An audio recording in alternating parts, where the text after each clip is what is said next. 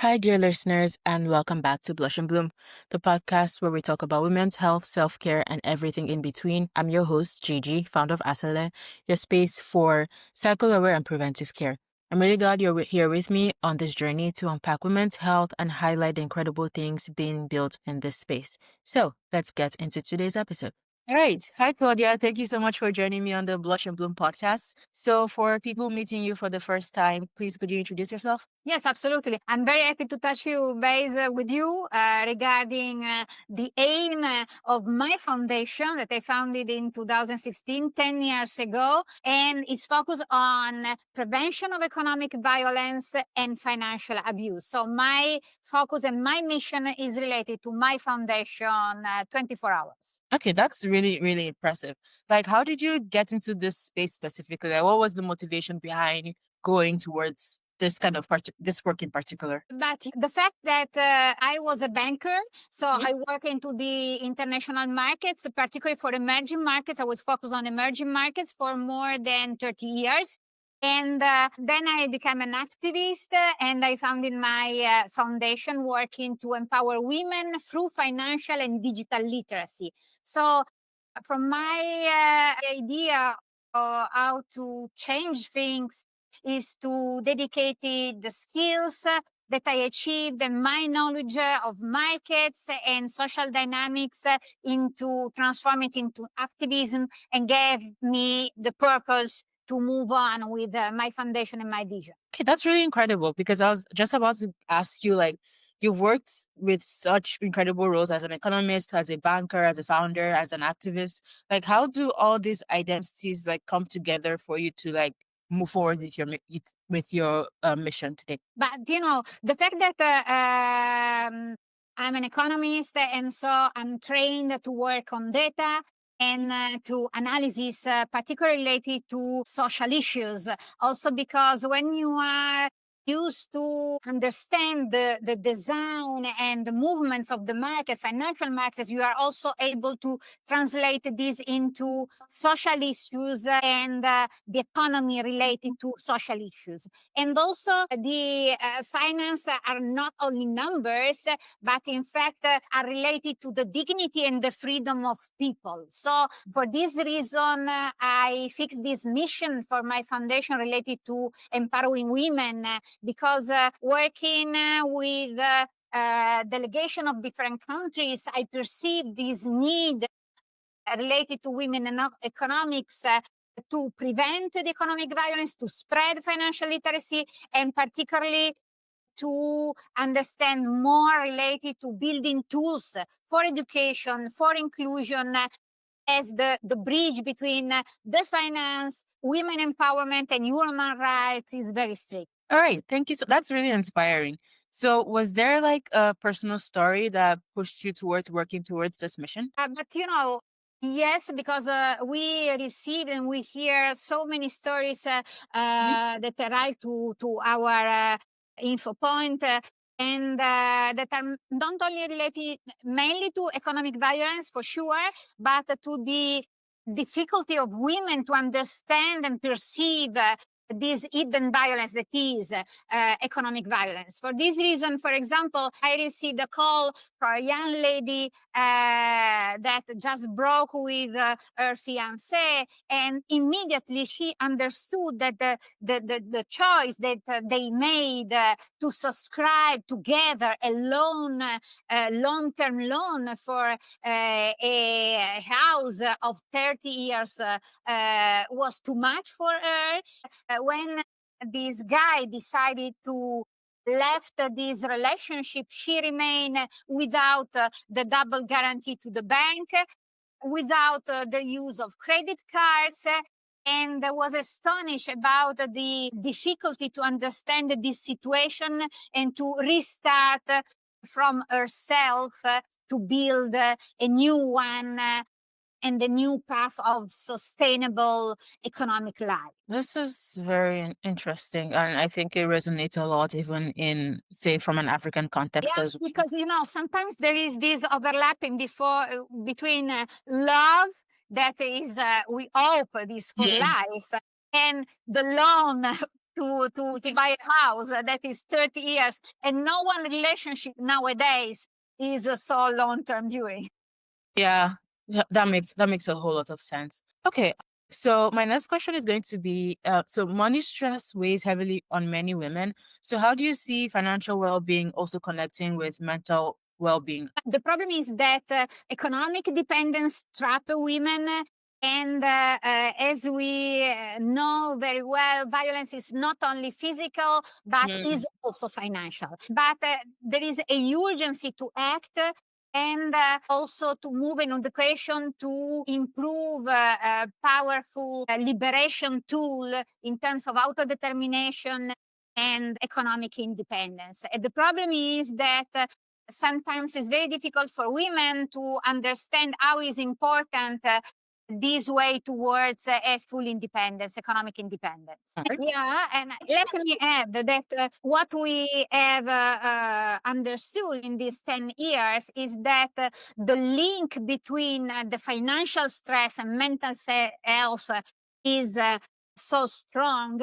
And if you look at the survey of Survive Economic Abuse UK, 2/3 of the people, and particularly women, that experience economic violence, unfortunately incur into mental health problem. 2/3 of women, unfortunately. That's a very big number. Okay, Yeah. so let's say like there is somebody who doesn't even know that they're experiencing economic violence. Like, how would they be able to spot it? There are different phases in economic violence, and starting with the control, coercive control of money. So there is an asymmetric relation between the two people. They are not on the same level. There is a control of money, a denial of access to money, sometimes forced to debts, to incurring debts, signing loans, signing guarantees. And also this is added to the exclusion from financial decision and disguising the care, but it's a control. So I'm just taking care of you. It's not. You are taking control of me, of my money, of my independence. And as we already know, the real care is to give freedom to the people, not to be dependent from another one, but to share decision, to share the economic path of the relationship also. Okay, thank you so much for sharing that. Okay, so for somebody who happens to be in this situation where they're experiencing economic violence, what's one small step they can take today to help them feel more confident and in control of their finances? But we have seen in the last 5 years more than 20,000 women participating to our courses. So everything starts from awareness, just simply to manage their budget, familiar budget, monthly, daily, so income, expenses, debts, and then to improve the knowledge. So the first step is empowerment of the skills and knowledge regarding financial education, because financial education sources are everywhere. You have to avoid the financial influencer that are too aggressive. But on the other side, step by step, you have to move to build your confidence, to build your freedom,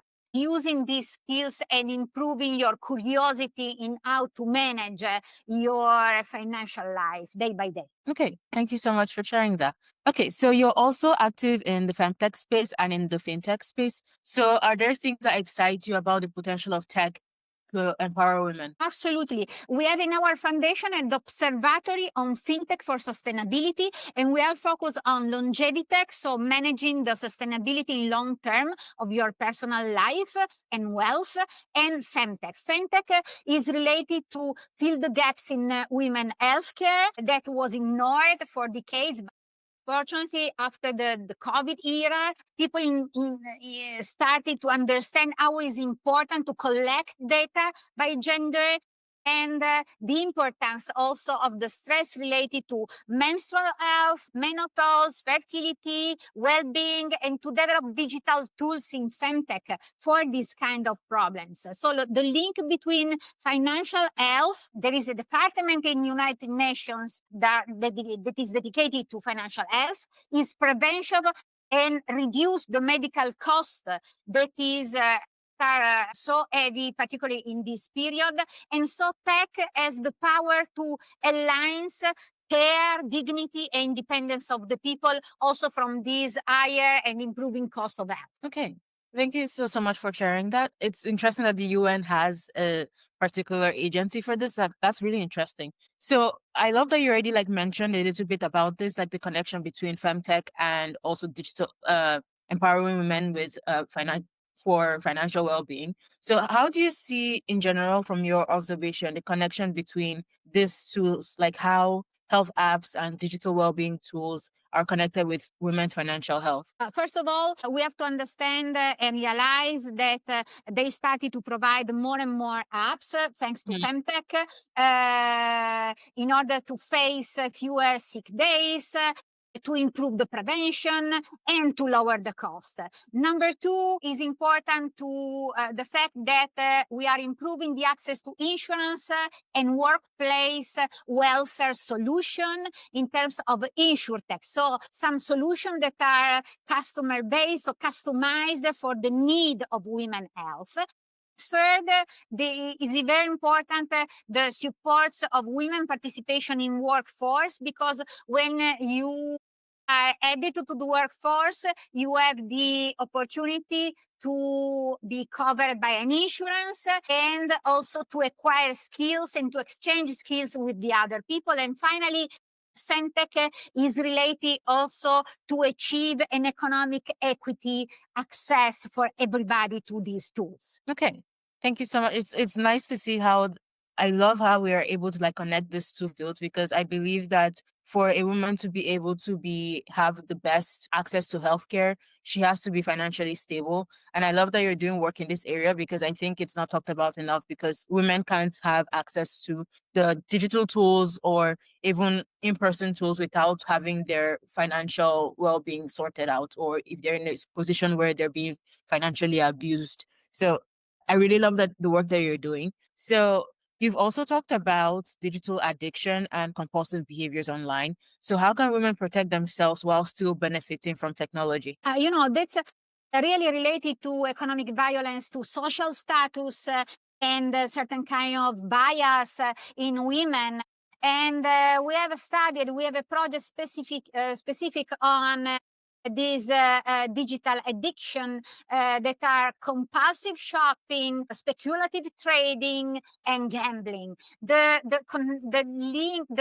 limit between gambling and gaming is very thin, particularly for the new generation. So the risk is related to the time that the people spent into this situation, then from addiction become ludopathy. Using apps to respect the well-being, to collect data, and developing these technologies as a tool also to protect them from this digital addiction, to be aware that there are this digital addiction also. For example, think about the cyberbullying, the cyber violence that are, developing so much. And another example is the new European Directive 1385/2024 that is concentrating to prevent cyber violence. And that's why we have till 2026 to improve in each government more tools in order to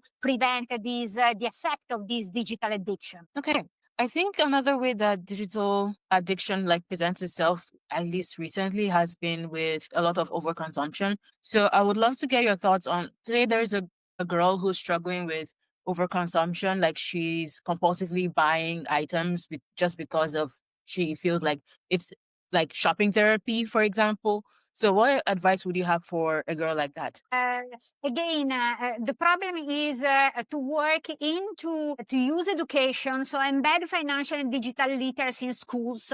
We have this new project that we launched just on the 30th of September with the first financial health forum. And the name of this project is health classes. And we move in a path from the digital health, financial health, physical health, reproductive health, and obviously the personal health. First of all, so education, and then we stress a lot working with corporates how is important to have a welfare that including health and financial well-being and the prevention to this kind of disease. Because the recognition of the fact that there is an economic violence hidden in this dependency, and the fact that some people that are in trouble or in problems at home, they are trying to achieve a personal or social level, showing some brand, showing some products that are, so I'm good because I have this brand on me. But that's not the case, because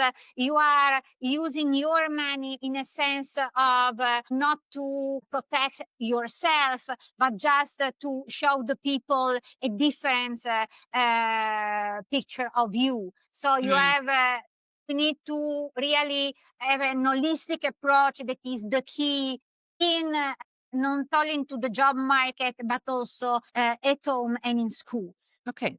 Thank you so much for sharing that. Okay. So let's say like somebody wants, a woman that's listening to this podcast, she wants to be more in control of her financial well-being. Do you have, say, like 5 things that you could give her as tips, maybe 5 or less from the top of your head? Like, this is how you can get yourself together if you are willing to like be more financially stable, improve your financial well-being, basically. First of all, there is the most important sentence in the Istanbul Convention that was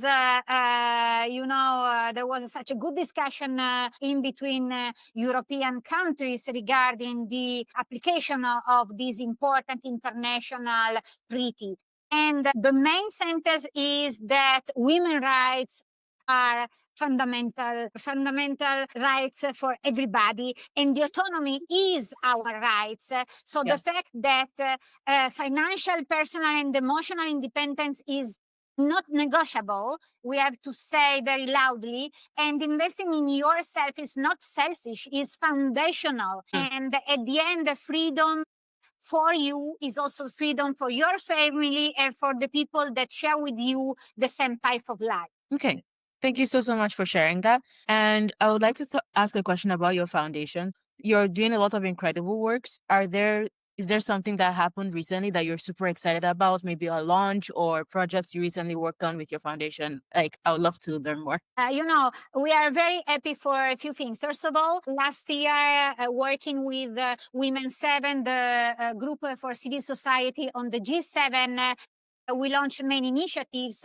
In particular, now we are working at a new podcast, plenty of podcast relating climate to women empowerment and health. So the use of podcasts like your podcast is very important to spread our voices, because our voices matters always, and we need to have the courage to help the other people for tomorrow.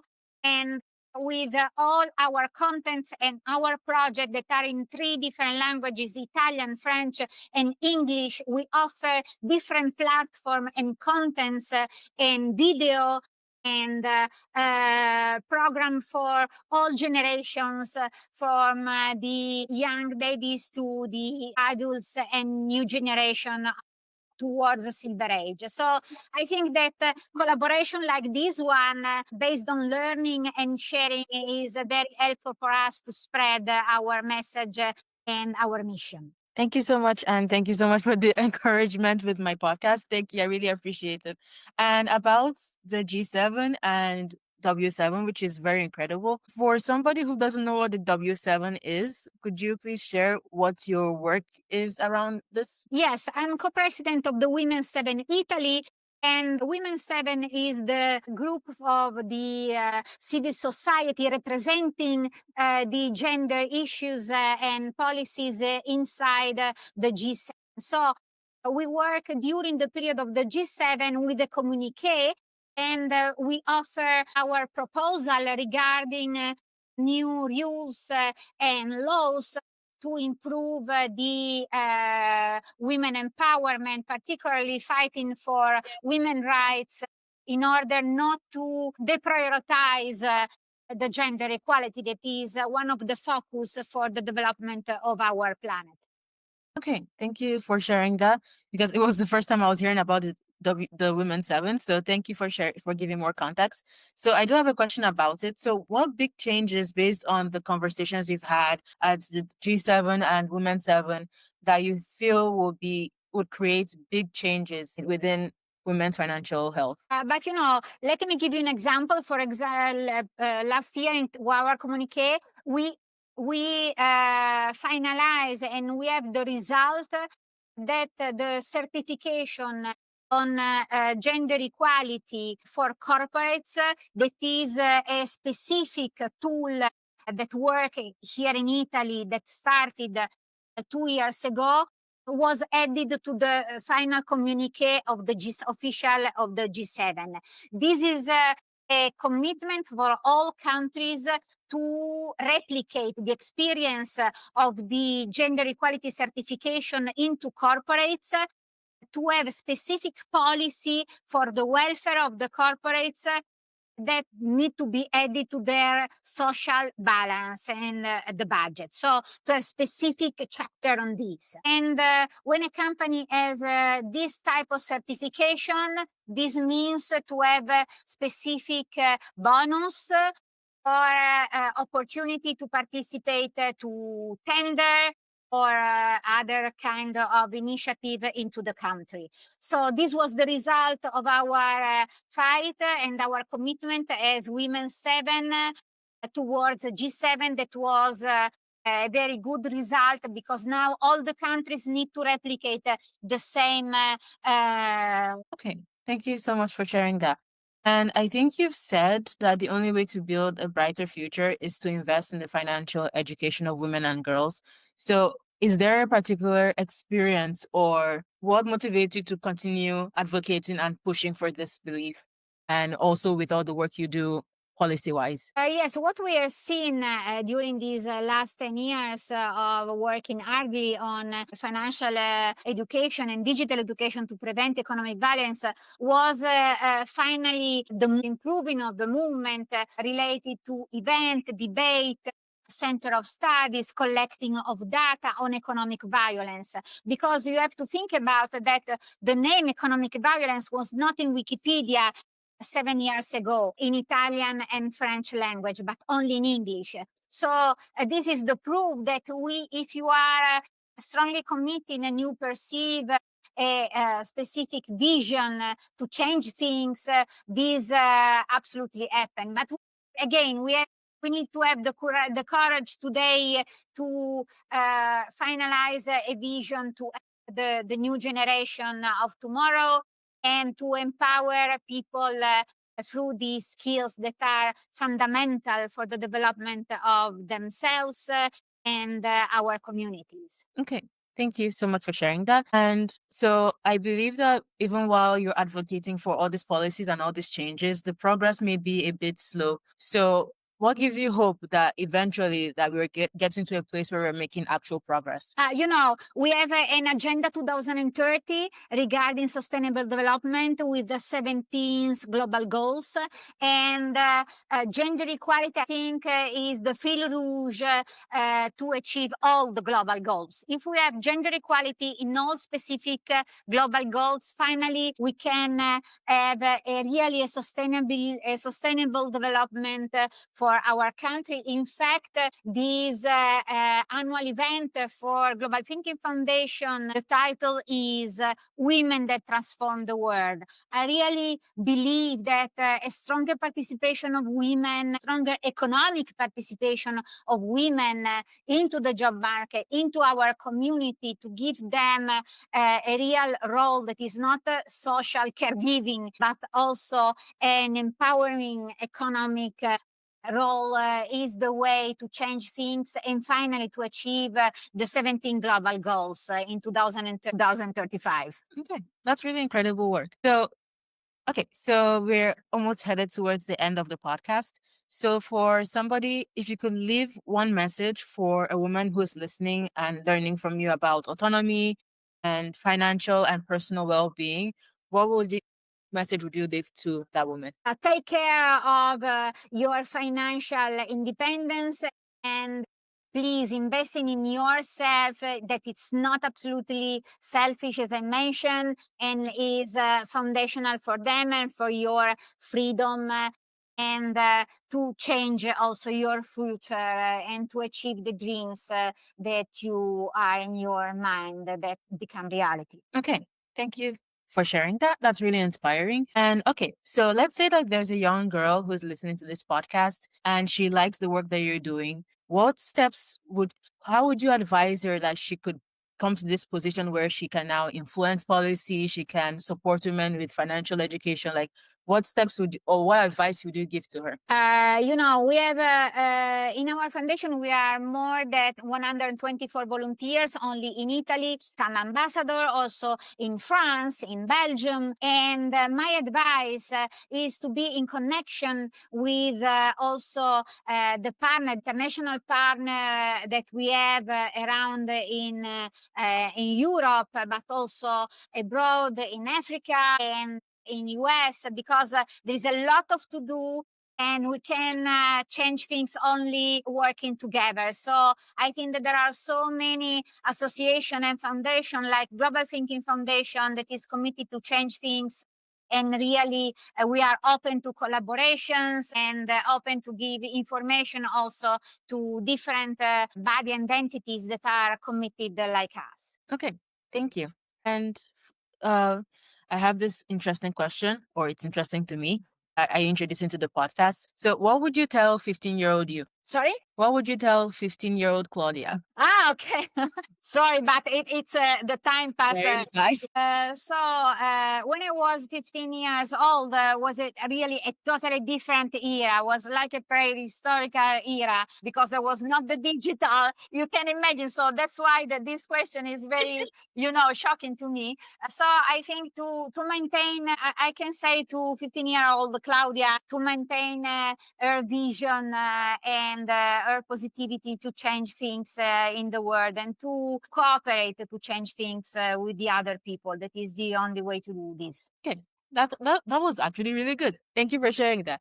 Okay, and my final question for you is, for somebody who wants to learn more about your work, learn more about you, learn more about your foundation and all the other work you're involved in, how can they find you, and where can they find your work? Yeah, absolutely. You can look into our website, gltfoundation.com, our social media channels, in Instagram, Facebook, and LinkedIn. And as well, you can find all our initiatives from the Financial Health Forum towards all the projects that are in place, like seminar, but look to the platform like GLT Safe and Sound on cyber violence, or Family Me. You can find many contents in English and in French, and understand more and more to be aware regarding financial violence and the spiral of violence that sometimes unfortunately becomes something more and more